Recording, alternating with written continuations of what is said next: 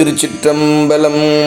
அன்பர்களே, இன்றைய நாள் அற்புதமாக 10வது திருப்பாடல் திருவெம்பாவையிலே பாதாளம் ஏழினும் கீழ் சொற்கழிவு பாதமலர். 7 பாதாளம் இருக்குங்க. பாதாளம் 7 அப்படின்னும் போது 7வது அந்த நிலைக்கு பேரு பாதாளம். அதுக்கு முன்னாடி அதல விதல சுதலன்னு சொல்லி 6 விரியுங்க. நாம வாழ்ற பூமி கீழே சொற்கள் செல்லாது நின்ற இடம். போதார் புனை முடியும்.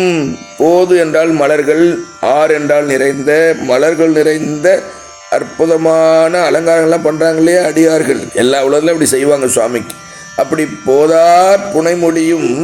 பொருள் முடிவு திருமுடி பொருள் முடிவு. பொருள் இல்லாத இடம். ஞானிகள் தாங்கள் பெற்ற கண்ட அனுபவ உண்மைகளை சொல்வதற்கு திணைத்தனையும் ஆக முடியவில்லை என்று மாணிக்க வாசகரை ஒரு இடத்துல பாட்டில் சொல்லுவார். ஆனால் அதற்கு தமிழ்லேயே சொற்கள் இல்லை.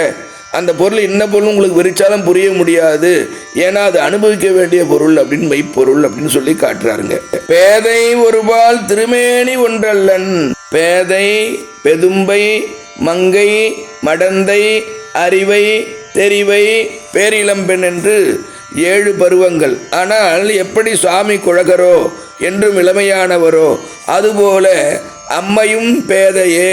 பேதை என்றால் 7 வயதுக்குட்பட்டுள்ள பெண் குழந்தைக்கு பேதை என்று சொல்லுவார்கள். அன்னை உண்ணாமுலைத்தாய் மீனாட்சி அம்மை இந்த குழந்தை பருவத்திலே தான் அருளாளர்களிடம் கேள்வியை கேட்பதும் பாடலை கேட்பதுமாக இருந்து என்று புராணங்கள் காட்டு. இன்னொரு பொருளாக பேதையை ஒரு பால் வைத்திருக்கின்றவன் உமையொரு பாகன் மாதொரு பாகன் உண்ணாமுலை உமையாளுடன் உடனாகிய ஒருவன் அர்த்தநாரி என்று நம் பொருள் எடுத்துக்கலாம். அப்ப பேதை ஒருபால் திருமேனி என்று பொருள் அங்கு வரையும் எடுத்துக்கிட்டு, ஒன்று அவன் ஒன்றுதான் உலகத்துக்கு, ஒருவன் என்னும் ஒருவன் தான், ஆனால் ஒன்று அல்லன். மகேஸ்வர மூர்த்தங்களாக 25 மூர்த்தங்களாக விரிப்பவன். உருதராக வரும்போது கோடி உருதல் இருக்கின்றார்கள். உருத்திர கோடி என்ற ஒரு கோவில் இருக்கிற திருக்கழுக்குன்றத்தில். அப்படியே அவன் பொருள் எடுத்துக்கலாம். அப்பர் சுவாமி சொல்லுவாரு, ஆர் உருவ உள்குவார் உள்ளத்துள்ளே அவ்வுருவாய் நிற்கின்ற அருளும் தோன்றும். இப்படி உலகத்திலே எந்த உருவாக இருந்து தெய்வத்தை வழிபட்டாலும் அந்த உருவிலே நிற்பவன், காட்சி கொடுப்பவன், ஒளியிலே தோன்றுபவன், ஜோதி பிரகாசத்திலே தன்னை வணங்குகின்றவர்களுக்கு அறிவொளியை ஏற்றித் தருகின்றவன் அண்ணாமலையான். ஒரு நாமம் ஒரு உருவம் இல்லார்க்கு 1000 திருநாமம் பாடி தெல்லேனும் கொட்டாமோ என்று மாணிக்க வாசகரை பாடியிருப்பார் திருத்தெல்லேனத்திலே. பேராயிரமுடை பெம்மானை என்பார் அப்பர் சுவாமி. வேத முதல் வேத வித்து அப்படின்லாம் சொல்லுவாங்க. அதுதான் இங்கே மாணிக்கவாசகர் சொல்லுகின்றார். வேதம் என்பது அறம் பொருள் இன்பம் வீடு.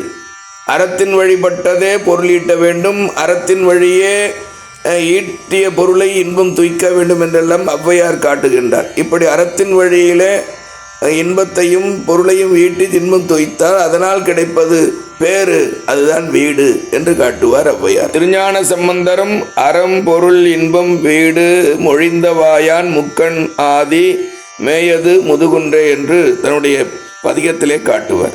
வேத முதலாக இருப்பவனை விண்ணோரும் மண்ணோரும் துதித்தாலும் ஆர் ஒருவர் காதலாகி கசிந்து ஓத அந்த தெய்வீகத்திலே உழவுகின்ற ஆ என்று பிரித்து உழவா உழவு கூட்ட ஆ என்று பிரித்து ஆ என்ற உயிர்களை கொண்டு அந்த உயிர்களுக்கு ஒரு தோழனாக விளங்கி பெருமான் அந்த ஞான வரம்பிலே கொண்டு போய் சேர்ப்பான். காதலாகி கசுகின்ற அன்பர்களுக்கு பெயர் தொண்டர். அந்த தொண்டர் அகத்திலே உளன் யாரு? சிவபெருமான்.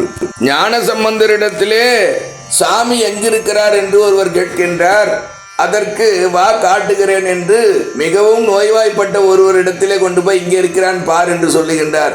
அந்த நோயினுடைய உபாதையினாலே அவன் தாங்க முடியாமல் முருகா முருகா சிவனே சிவனே சிவா சிவா என்று கதறி கொண்டிருக்கின்றான். நோயுளார் வாயுளான் என்று ஞானசம்பந்தர் காட்டுகின்றார். நோய்வாய்ப்பட்டவுடன் வருகின்ற அந்த சிவா சிவா என்ற பெரிய திரு 5 எழுத்தை இப்போதைக்கு சொல்லி வைக்கலாமே, அப்போதைக்கு இப்போதே சொல்லி வைத்தேன் என்பார். இதுதான் இங்கே தொண்டர் உளன். தொண்டர் நாவில் உளன். எதுவுமே இல்லாமல் வெறும் எதிர்பார்ப்பு இல்லாமல் வெறும் அன்பு மட்டுமே வைத்து சொல்பவர்கள் தொண்டர்கள். அது தொண்டர் நாவிலுடன், தொண்டர் சிந்தையிலுடன், தொண்டர் தலைமையிலான் என்றெல்லாம் அப்பர் சாமி குறிப்பிட்டுள்ளார். ஓத உழவா அப்படின்ற போது அந்த உழவான்றத என்ன பொருள் எடுத்துக்கணும்னா, உழவா கிழி எப்படி ஞானசம்பந்தம் கிடைச்சாதோ அவங்க அப்பாக்காக அங்கே வாங்கினார் திரு ஆவடுதுறையில், அதுபோல் இங்கே பெருமான் உழவா அப்படின்னா எடுக்க எடுக்க வந்துனே இருக்கும் அவருடைய திருநாமம். அதான் ஓத உழவா ஒரு தோழன் இல்லை, தோழம் என்று பொருள் சொன்னார் புலவர் ராஜமனோகரன், திருவண்ணாமலையை சார்ந்தவர். தோழம் என்றால் 10,000 கோடி திருநாமத்தை எங்கேருந்து நாம் ஞாபகம் வச்சுக்கிட்டு சொல்கிறது.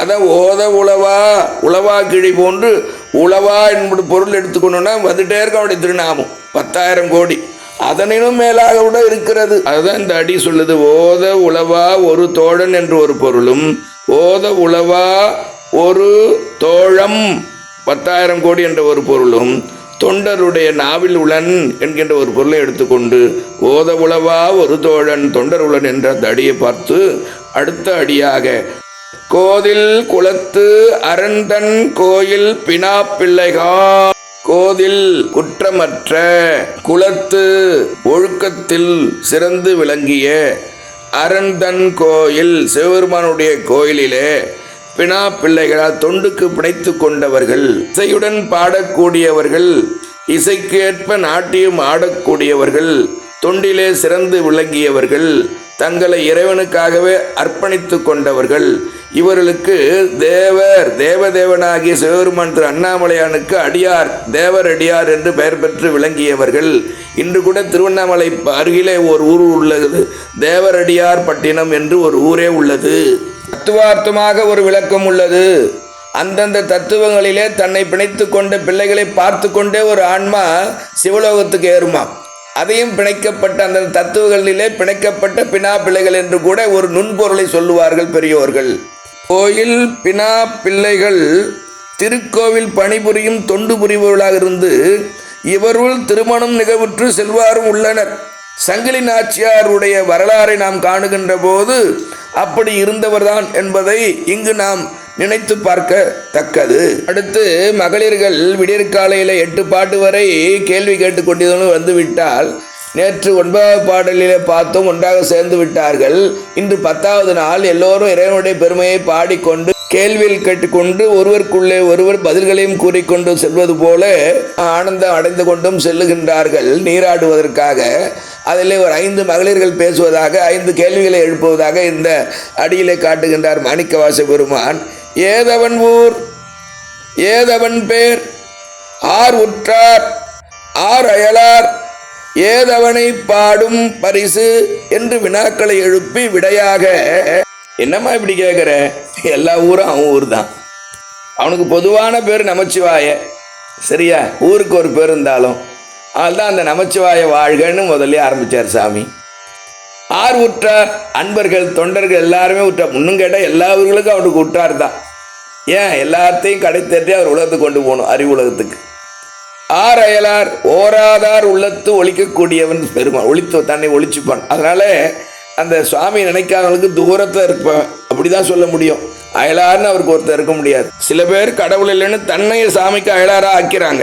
ஏதவனை பாடும் பரிசு என்பது மட்டும் நீங்க நம்ம பொருள் எடுத்துக்கணும். பரிசு என்பதற்கு இயல்பு என்று ஒரு பொருள், அவ்வாறே என்று ஒரு பொருள். அவன் அருளாலே அவன்றால் வணங்க வந்திருக்கின்ற நமக்கு நம்மை அவன் அருள்தான் கூட்டுவித்தது, அவன் அருள்தான் பாடுவிக்கிறது என்று நினைப்பாலே நாம் இயல்பாக இறைவனுடைய பெருமைகளை பெரியோர்கள் பாடியவண்ணும் சான்றோர்கள் உரைத்தவண்ணும் பாடுவோமாக. இப்பிறப்பினில் இணைமலர் கொய்து நாம் இயல்போடு அஞ்செழுத்து ஓதுவோம். பரிசு என்பது இந்த இயல்பு. ஏலோர் எம்பாவாய், என் அறிவுமணியே எழுந்து கொள்வாயாக. திருச்சிற்றம்பலம்.